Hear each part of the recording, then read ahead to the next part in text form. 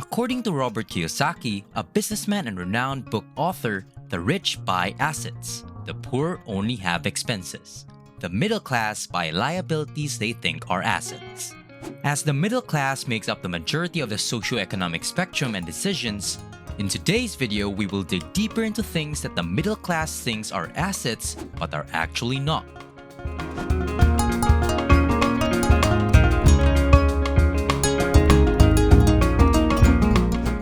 Welcome to Thrivetastic. If you're new here, why not hit that subscribe button and join our community? And as always guys, give this video a thumbs up for that YouTube algorithm. 8. Investing in jobs they don't like as security to financial freedom. Sometimes we blindly invest in jobs that do not bring out the best in us, just for the sake of believing that if we persevere with a lousy job long enough, we will ultimately meet our life's breakthrough. This is all just a ruse to keep our thoughts entertained. Do you believe that investing in your mediocre career would make you a millionaire? The middle and upper classes have opposing ideologies about this. The fact that the high class invests in what makes them feel fulfilled is what distinguishes them. According to anthropologist Hadas Weiss, the wealthy continue to amass wealth as a result of their mindset. It is possible to receive enormous benefits from investing in your talents, hobbies, and interests. Nothing is impossible to achieve if you have a well-planned strategy and the necessary financial understanding. We must overcome the poor man's mindset that leads us to believe that securing a stable 8 a.m. to 5 p.m. job will net us millions. Let us go out and chase our aspirations. Nothing is impossible once you are free of employment slavery. So don't be frightened to risk it all in search of higher status. You never know what the world has in store for you. 7. Your home is your biggest liability. Most of us associate wealth with owning a large house and driving around in expensive cars. The truth is that owning a home may be regarded as a liability rather than an asset. The well-known Rich Dad, Poor Dad has been lauded as a great financial encyclopedia that has predicted the success of many resilient entrepreneurs. Unlike the majority of people, the social elite has kept the discipline of categorizing their assets and liabilities. And according to them, cars, houses, and television sets are all examples of liabilities, because they do not put money in your pocket but rather take money from you. Once you've mastered the art of handling your household finances like a business, you'll be in a better position to avoid the mistakes that the majority of the middle class makes.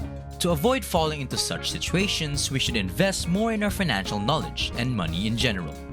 When planning to buy your ideal home, don't forget to seek professional assistance from financial advisors who can provide you with more information on prudent and reasonable liabilities and assets. We may make these mistakes owing to carelessness. That's why before making such a decision, a wise guy will always inquire and conduct research. Remember, only a fool has an answer to every problem.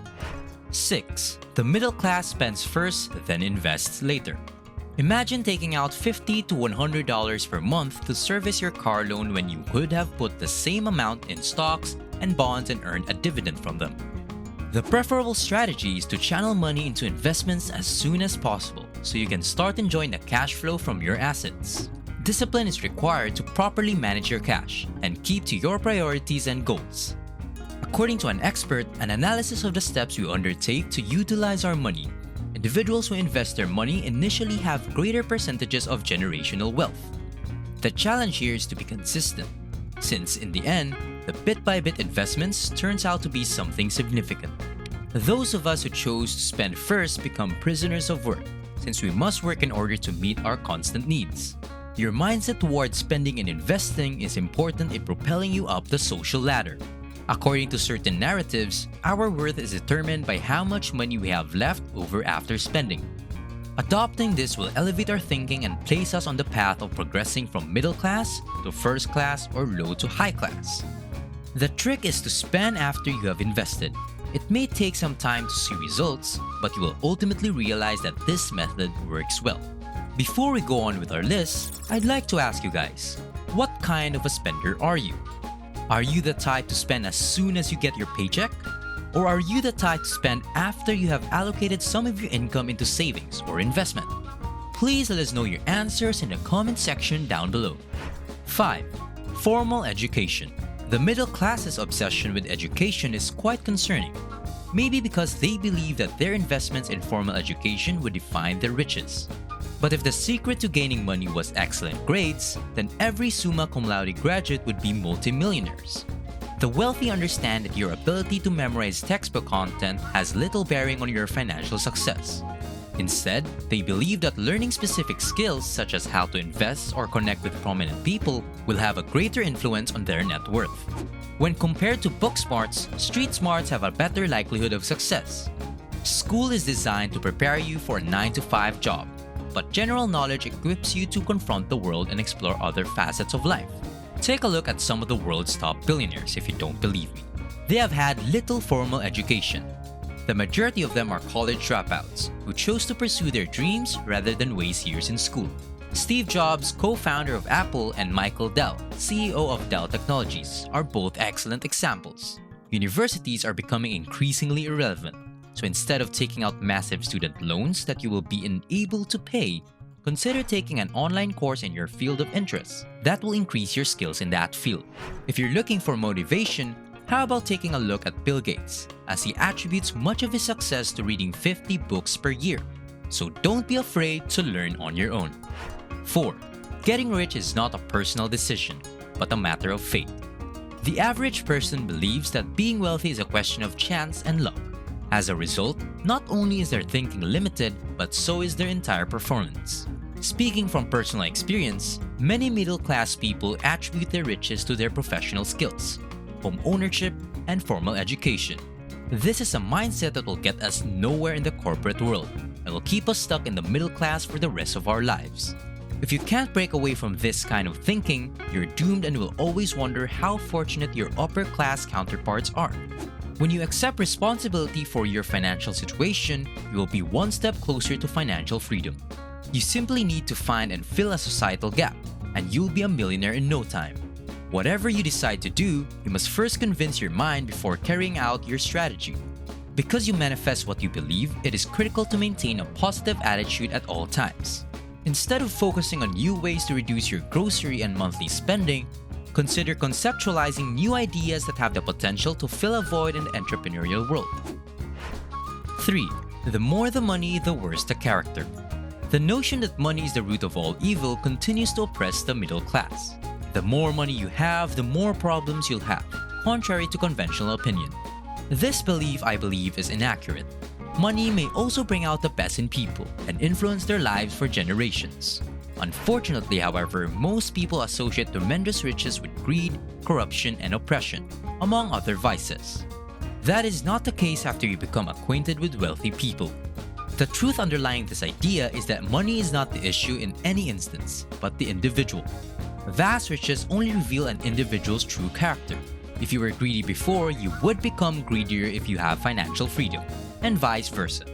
As a result, the goal is to cleanse our minds and change our thinking. Money will most likely accentuate your virtues if you're a just and compassionate person. So you'd best invest carefully and learn to tell the difference between humility and poverty. 2. Saving money instead of investing. The middle class tends to believe in various saving rules.